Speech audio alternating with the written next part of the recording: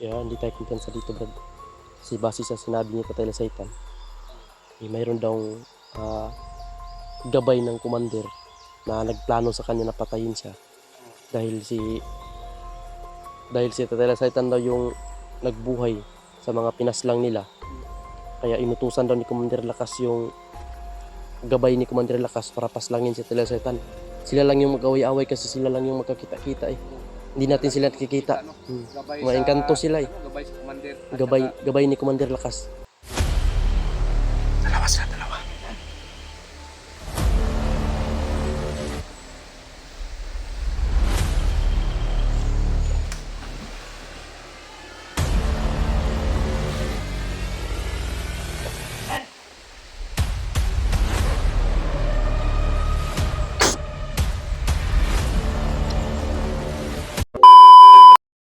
So yun, what's up tol? Isang mapagpalang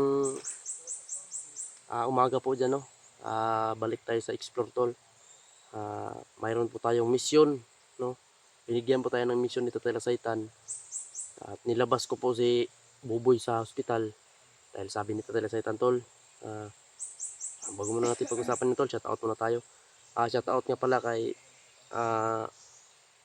Ate Lynn, kay Kuya Jeep, kay Kuya George, kay Mama Estabilio, shout out po kay Ate Rosie, kay Mama Marmar, shout out po, at kay Nanay Elizabeth, shout out po sa iyo Nanay, at kay Tita Bilma, shout out po sa iyo Tita, kay Ate Melissa Nodado, shout out po, at kay Ate Lourdes, shout out po sa Ate Lourdes, kay Mama Shine, shout out po, kay Tita Bilma, shout out po, at kay Tita Emisita, shout out po sa Tita, ingat po kayo palagi dyan, at kay Ate Ria, shout out po, at kay Ate Rosalinda, shout out po sa iyo, at kay Ate Reyna, shout out po, at sa lahat po ng mga silent viewers natin Luzon, Visayas, Mindanao, shout out po sa inyo, kay Ate Huda, shout out po, kay Ate Rose, shout out po, ano, at kay sa Team Dakila, shout out po tol.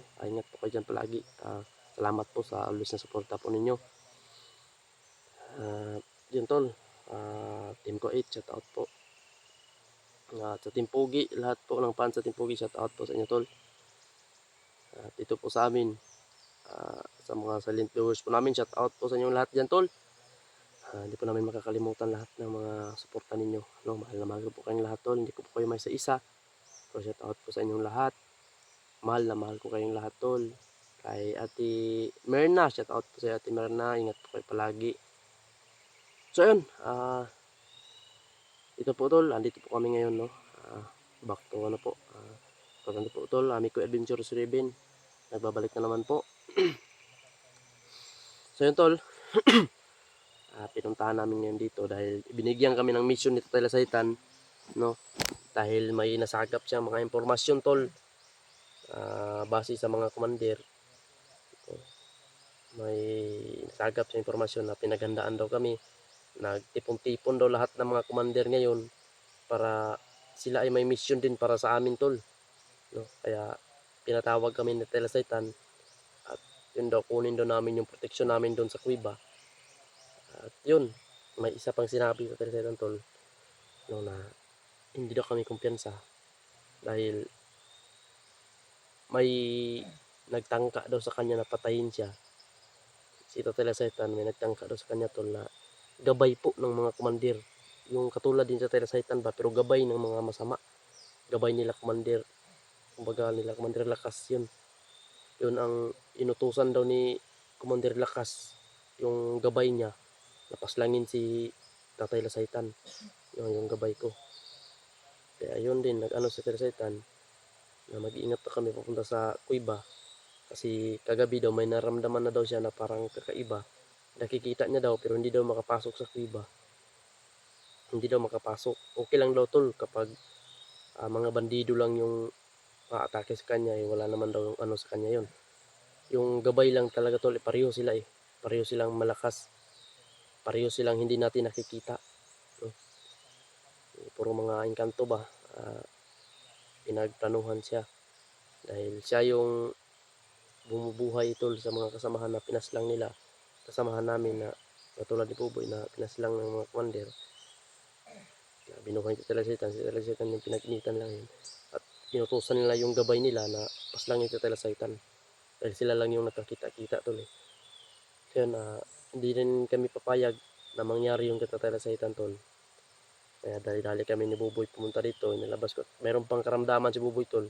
Kaya sabi ni Talasitan, wala doon sa ospital ang makakaano sa kanya. Kundi yung anting-anting para bumalik lakas siya.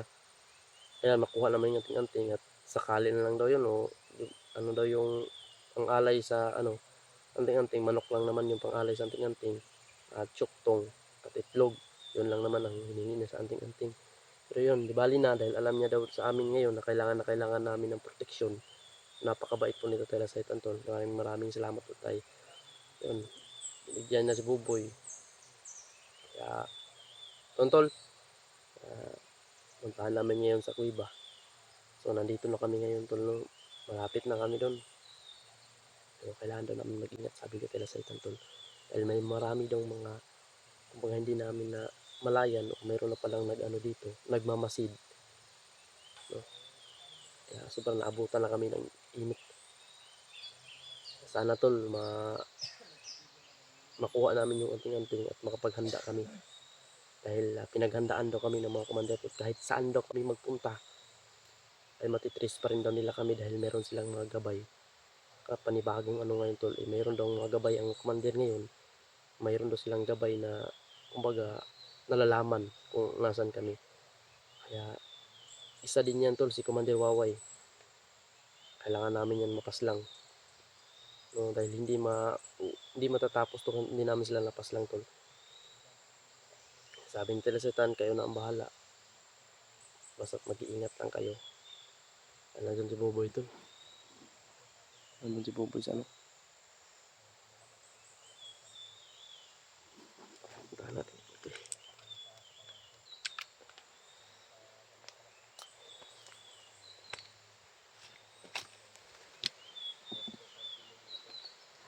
Panginit naman. Babag daw kami sa mga ano, nalawan nila mga babag daw kami, kaya kami daw lahat na mga vlogger mga tol ay papatayin, walang iiwan daw. Ano ba? Naabutan na tayo ng init ba? Ha? Naabutan na tayo ng init. Lagi? Sobrang init na ako. Yeah, hindi tayo kumpiyansa dito brad. Kasi base sa sinabi ni Tatay Saitan, mayroon daw gabay ng commander na nagplano sa kanya na patayin siya. Dahil si Tatay Saitan daw yung nagbuhay sa mga pinaslang nila. Kaya inutusan daw ni Commander Lakas yung gabay ni Commander Lakas para paslangin si Tatay Saitan. Sila lang yung mag-away-away kasi sila lang yung magkakita-kita eh. Hindi natin sila nakikita. No? Gabay Maengkanto sa, sila eh. ano, gabay sa commander. Gabay ni Commander Lakas. Gabay ni Commander Lakas mga tol. Ano? Kailangan daw paslangin si Tatay Saitan para wala nang bubuhay kung sino man yung paslangin nila. Patay. Eh, hindi tayo papayag ng ganyan. Oh.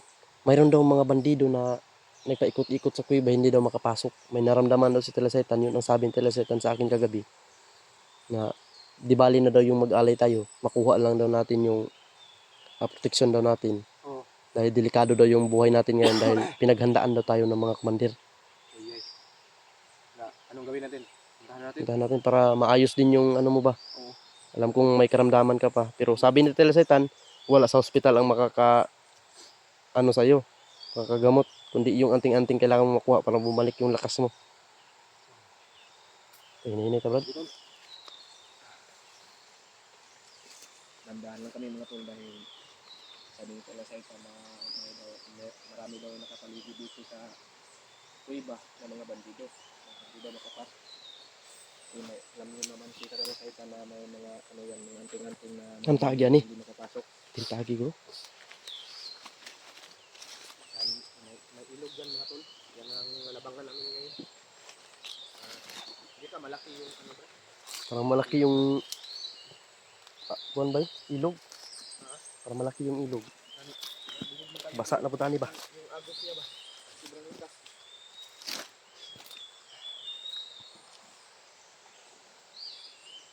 ano pala mga tol na bakit na gumaling ako. Hindi pa masyadong gumaling ako mga tol. Nilabas ko lang siya sa hospital tol kasi Labas lang ako Sige ni Brad Mikoy dahil may ano yung hindi daw ako magaling doon sa hospital. Dahil wala daw yung walay finding bay. walang finding yung ano katawan ko doon. Kaya sabi ko talaga kaitan yung makagaling sa akin yung anting-anting na binigay niya. Walang result na nakikita sa katawan ni Buboy tol. Baga dala yun sa mga Hindi na tayo magkumpiyansa dito Brad kasi parang critical yung area na to Brad ba? mga Kami talaga kaitan na marami daw nakapaligid sa ano kuiba. bandido sa Cuba. Kaya bigyan na tayo. Ay ko. Grabe ka Brad. Sobrang daan dito. May Sobrang mga labog. sobrang dulas. Iba. Kailangan natin ano, talas yung paningin dahil baka mahulog tayo sa mga bangag. Sobrang dami yung mga bangag dito mga tol. Tagangi kayo.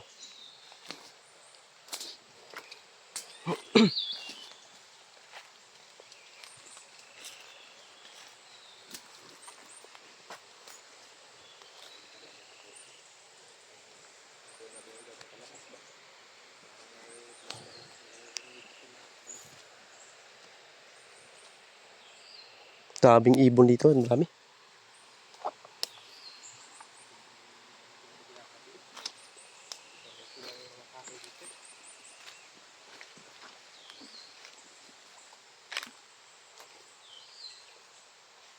Dasal dito kami mga tol. Palipakan nga kami ng dasal na wala sa mga nangyari sa amin ngayon. Tagpo iba to bay ay kusog ang tubig Brad. Kusog. Talagang tayo dyan. Ah, tabok dito eh. Gago. Kalaban Brad. Kalaban.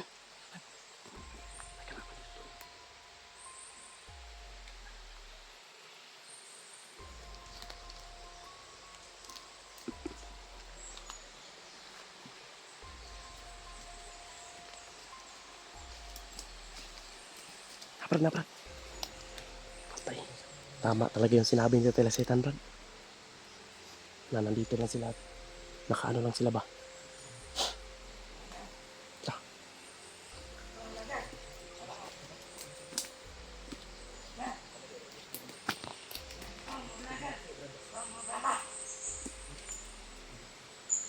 Naka isa sa tabok Brad. Mas tabok ang isa.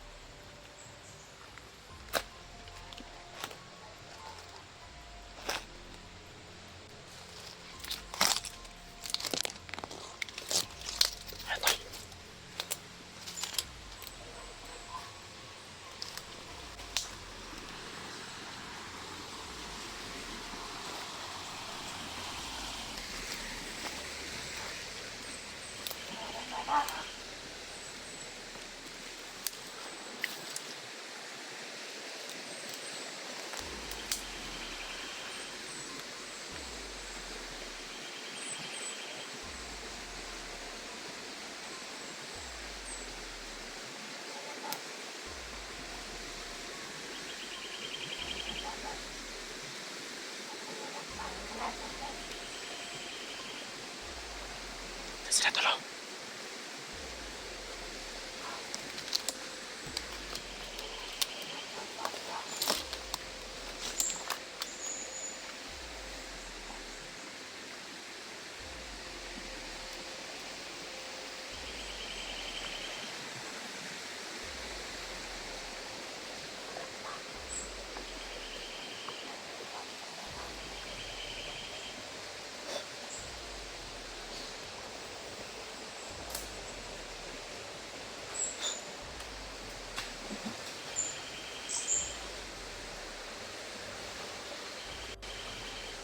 Dalawa sila, dalawa.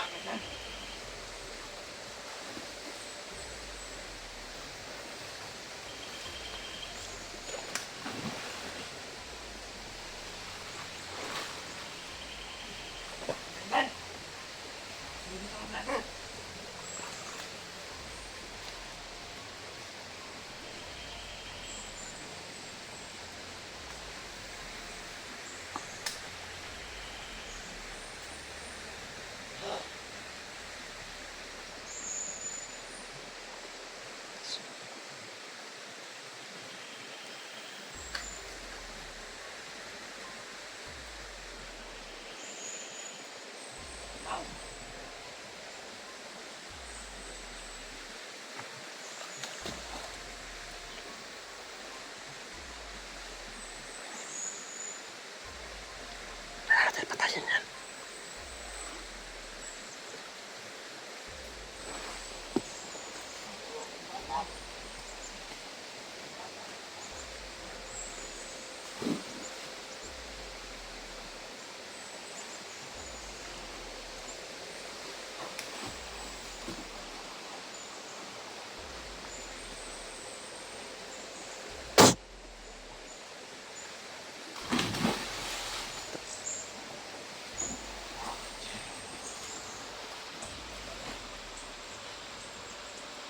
Patayin sa to.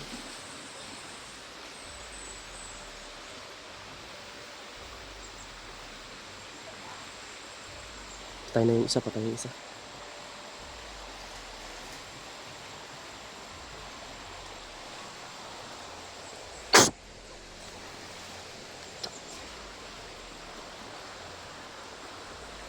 Patay yung isa to.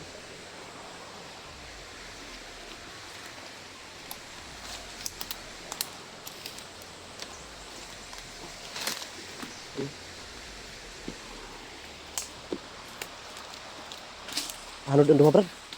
Anod. Ta. Wala talipot ta dito. Dito, daghang kay murag na yun na dunggan siya dito, tara.